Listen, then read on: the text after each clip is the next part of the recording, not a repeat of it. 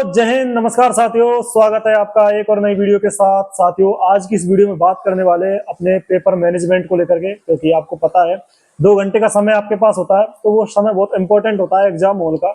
उसमें किस प्रकार से आपको मेंटेन करना है टाइम को, वो बात इस वीडियो में करने वाले हैं।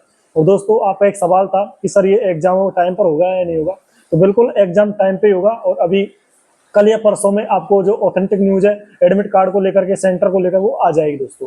सेंटर आपके डाल दिए जाएंगे, लेकिन जो एडमिट कार्ड है वो लगभग 2-3 दिन पहले आपके डाले जाएंगे। आपको भी पता है दोस्तों, एग्जाम हॉल में क्या रणनीति रहनी चाहिए अपनी। जैसा कि एक खिलाड़ी होता है दोस्तों, तो वो कितना ही प्रैक्टिस किया हो, कितनी मेहनत उसने की हो, यदि वो मैदान में अच्छे से नहीं खेल पाता है तो उसकी जय जयकार नहीं हो पाती है। लेकिन जो एक बार अच्छे से मैदान में खेल लेता है तो उसकी जय जयकार हो जाती है। यही अपने साथ होता है। यदि आप एग्जाम हॉल में अच्छे से खेल गए तो आपका नाम हो जाएगा, और यदि नहीं खेल पाए तो आप कुछ नहीं होने वाला। तो यही दोस्तों, आपके जो रिश्तेदार हैं, पड़ोसी है, ये आपके ऊपर ताने मारते हैं, सारी बातें वो करते हैं, वो सब खत्म हो जाएगी। लेकिन उस दिन आपका अच्छा माइंड वहां पर काम कर गया तो आपकी बल्ले बल्ले होने वाली। वीडियो स्टार्ट करने से पहले मैं बताना चाहूंगा, हमारे साथ है वीएल, जो कि धौलपुर से भर्ती है। इनको अच्छा एक्सपीरियंस रहा है। इनको अभी एक यूट्यूब चैनल है, जो कि लिंक आपको डिस्क्रिप्शन में दे दूंगा चैनल की, सब्सक्राइब कर सकते हो। अच्छी वीडियो बनाते हैं। ठीक है, तो स्टार्ट करने से पहले बताऊंगा, ये अपना परिचय बताइए एक बार। हेलो दोस्तों, नमस्कार, जय हिंद। और मेरा नाम बीएल पवार है। जैसा कि अपने जो साथी इन्होंने बताया कि मेरा छोटा सा चैनल भी है और मैंने अभी शुरुआत की है। पहले था लेकिन वो हट गया किसी वजह से, लेकिन अभी मेरा नया है। बात हमारी ये है कि एग्जाम हॉल में हम कैसे खुद को मेंटेनेंस करें ताकि हमारा एग्जाम अच्छे से जाए, और पेपर को कैसे करना है इसके बारे में हम चर्चा कर रहे हैं। क्योंकि 2 घंटे आपके पास रहते हैं, आपको पता है 150 क्वेश्चन है। जितने भी एग्जाम है अपने राजस्थान के, 2 घंटे में टाइम नहीं देते, वो 3 घंटा टाइम देते 150 क्वेश्चन के लिए। इसमें मतलब पुलिस का एग्जाम है, उसमें केवल 2 घंटे मिलते हैं अपने को। आपको 150 क्वेश्चन में 2 घंटे का टाइम मिल रहा है, यानी कि 120 मिनट। तो आपको एक क्वेश्चन के लिए 1 मिनट भी नहीं मिल रही है। हाँ। और मैं यही कहना चाहूंगा कि जितने क्वेश्चन है, 150 क्वेश्चन है, उसमें आपको सारे नहीं करने हैं। ऐसा नहीं है कि भाई सारे करोगे तभी सिलेक्शन होगा, बिल्कुल। ऐसा भी नहीं है कि आप 100 से नीचे कर दो। ये भी नहीं होना चाहिए। होना चाहिए कि भाई पिछली कट ऑफ गई है, उसके आधार पर 100 प्लस तो सभी के करने, 120 तो मतलब करने ही होते हैं। 120 से नीचे करने का मतलब आप सीधे से के मेरिट से बाहर हो जाओगे। और 130-40 कर दें कट ऑफ, मतलब ऐसा है कि पेपर के आधार पर होती है। कमेंट आपके आते हैं कट ऑफ कितनी जाएगी, कट ऑफ ऐसी नहीं है। कट ऑफ जैसे ही पेपर होगा, पेपर के आधार पर आपकी कट ऑफ जाएगी। पेपर यदि सरल आया तो कट ऑफ 120 भी जा सकती है, और पेपर हार्ड आया पिछली बार की तरह तो 80-85 पर फाइनल हो सकता है।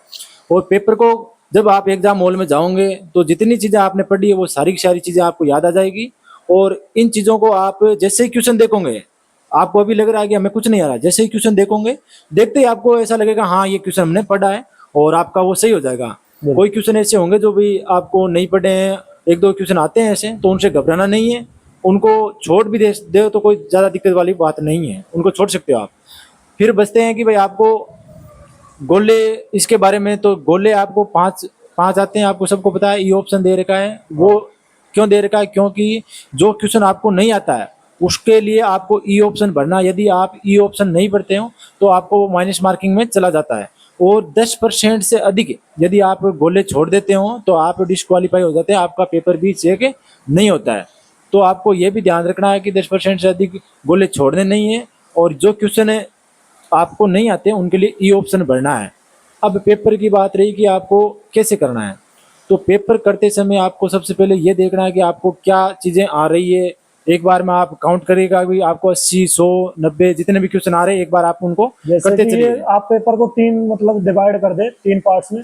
फर्स्ट अटेम्प्ट होता है, उसमें लगभग आप 100 तक पहुंच जाते हो तो आपको लगभग 120-30 क्वेश्चन अटेम्प्ट कर लेने चाहिए। 120 तक इससे पेपर का लेवल पता चल जाएगा फर्स्ट अटेम्प्ट में आपको कैसा लेवल है। यदि ईजी है तो आराम से क्वेश्चन ज्यादा करोगे आप, हार्ड है तो आप अपने फर्स्ट अटेम्प्ट में 70-80 रह जाएंगे। जैसे अपनी बार हुआ था अपने टाइम पे, तो अपने 70-80 पे रह गए थे फर्स्ट अटेम्प्ट में, तो कर करके 110-120 तक पहुंचाए थे।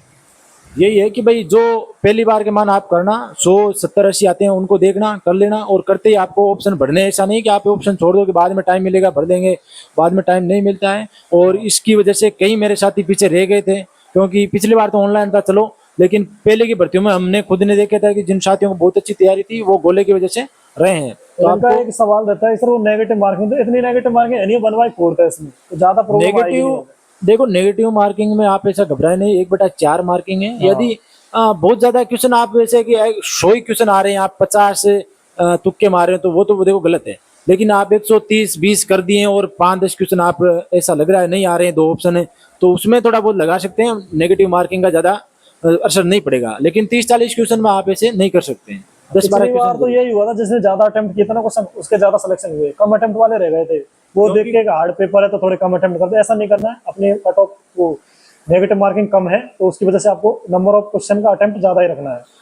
जैसा कि आपको पिछली बार की कट ऑफ के अनुमान लग गया होगा, उससे पिछली बार भी देखी होगी, उससे पिछली बार ज्यादा और हमारी वो टाइम कट ऑफ कम थी, क्योंकि पेपर का लेवल अलग अलग था और लेवल की वजह से कट ऑफ ऊपर नीचे हो जाती है। और एक बार हमारा 2019 में फोरम था, उस टाइम हमने बाड़मेर से पास किया था, उस टाइम में कट ऑफ बहुत ज्यादा गई थी, 125 पर भी नहीं हुए थे, नहीं, 130 पर भी नहीं हुए थे, क्योंकि पेपर इतना इजी था कि कंप्यूटर में 30 के 30 सही, रीजनिंग में 30 के 30, 60 में 60 आ रहे थे। लेकिन पिछला एग्जाम देखे तो उसके आधार पर आप 60 में से 60 नहीं ला सकते थे, कितना भी कुछ पढ़ा हो।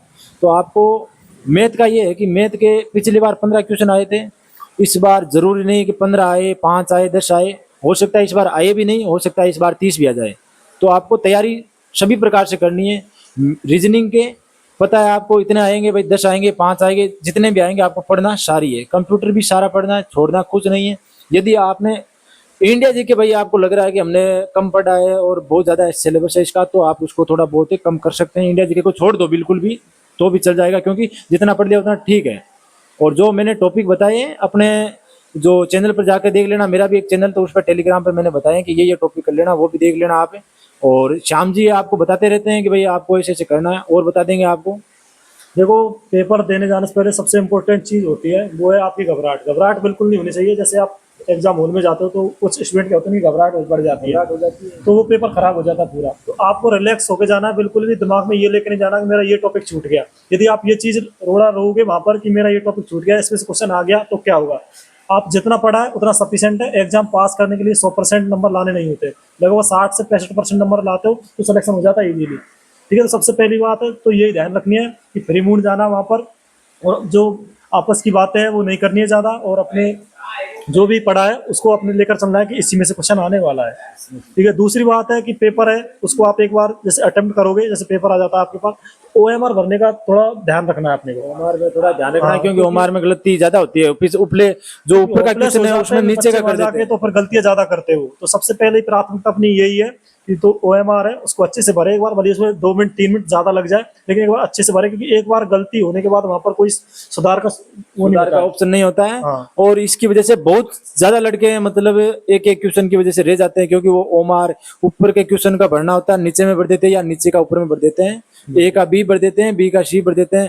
बहुत ज्यादा लड़के इसमें कंफ्यूजन जैसे ही रहते आप हैं। पेपर स्टार्ट कर दो तो आपको हो सकता है कि मतलब पार्ट वाइज क्वेश्चन मिले, और ये भी हो सकता है कि मिक्स क्वेश्चन मिले। ज्यादातर तो यही रहता है, मिक्स क्वेश्चन मिक्स ही आते हैं हमारे तो जितने आपको भी एग्जाम हुए मिक्स ही देखे हमने तो। क्वेश्चन। तो आपको क्या करना है, जो मैथ और रीजनिंग के क्वेश्चन है उनको लास्ट समय के लिए छोड़ना है, क्योंकि उन्हीं में आप समय गवा दोगे अपना। तो जो जीके के इजी क्वेश्चन होते हैं कंप्यूटर वगैरह के, वो लास्ट में देते हैं, तो वो रह जाते हैं। पिछली बार भी यही हुआ था साथियों के साथ, वो रह गए थे क्वेश्चन, तो उसकी वजह से उनका सिलेक्शन नहीं हुआ था। तो आपको यही करना है, जो मैथ और रीजनिंग है सबसे लास्ट में अटेम्प्ट करना है। टिक टिक करते जाए, गोला करते जाए उन पर कि ये क्वेश्चन मैं बाद में करूंगा उस हिसाब से। फिर आप पहले अटेम्प्ट में आपको पता चल जाएगा पेपर का लेवल क्या है। अगर आप 100-110 तक पहुंच जाते पहले लेवल में, तो आपको पता चल जाएगा पेपर का लेवल बहुत ईजी है। तो आप आराम से 130-40 तक कर देना क्वेश्चन, कोई दिक्कत नहीं है। और यदि पहले अटेम्प्ट में ही आप 70-80 तक रह रहे हो तो आपको लगेगा कि पेपर थोड़ा हार्ड है, तो 100-110-20 तक कर देना। ठीक है। और यदि आप सेकंड राउंड में जाते हो तो वहां पर आपको ये देखना है, जो क्वेश्चन में आपको डाउट लग रहा था कि इसमें 50% ये हो सकता है, दो ऑप्शन तो आपने हटा दिए, 2 ऑप्शन आपके पास बचे, तो उन 2 को छोड़ना, तो उनको सेकंड अटेम्प्ट में देखना आपको। और ऐसे ही मतलब 3 ऑप्शन में से 1 ऑप्शन आपने हटा दिया तो उसको भी करना है। आपको क्वेश्चन केवल वो छोड़ना है जिसका आपको पता ही नहीं है, बिल्कुल आपने पढ़ा ही नहीं है।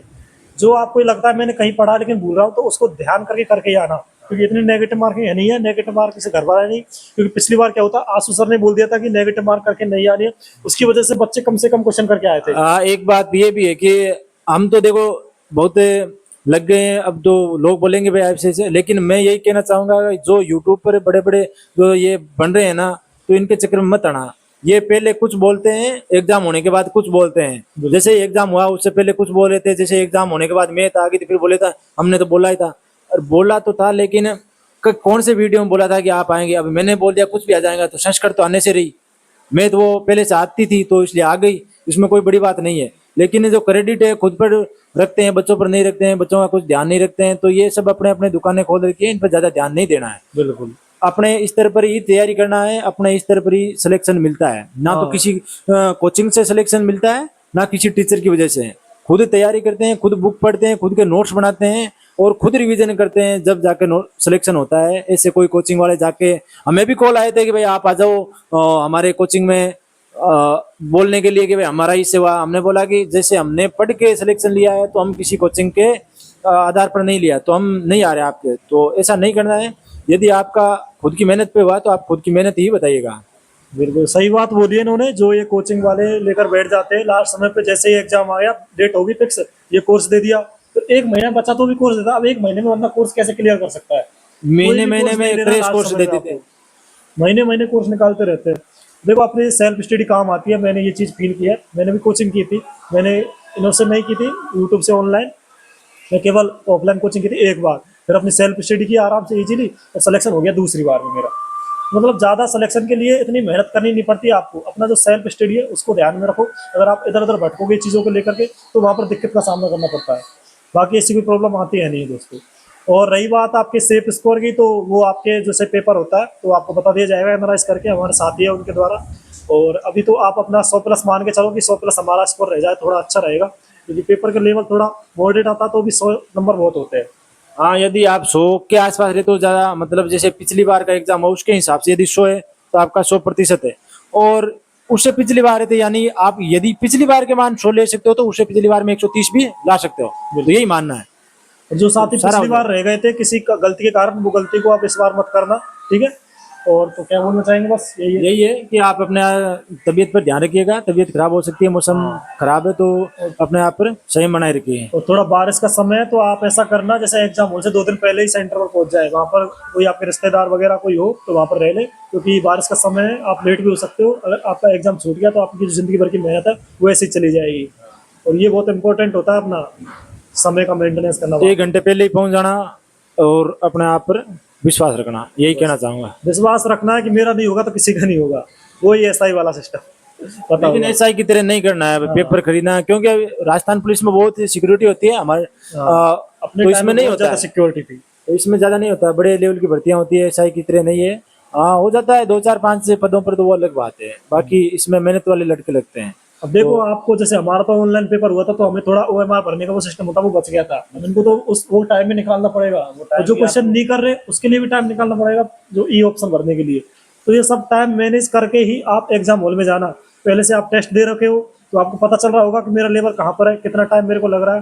क्योंकि टेस्ट देना भी बहुत जरूरी होता है, जो आप दे रहे हो इतने दिन से। ऐसी कोई दिक्कत नहीं है, जैसे आप टेस्ट यहाँ पर दे रहे हो वैसा ही टेस्ट वहाँ पर आएगा। कोई घबराने वाली बात है नहीं है दोस्तों।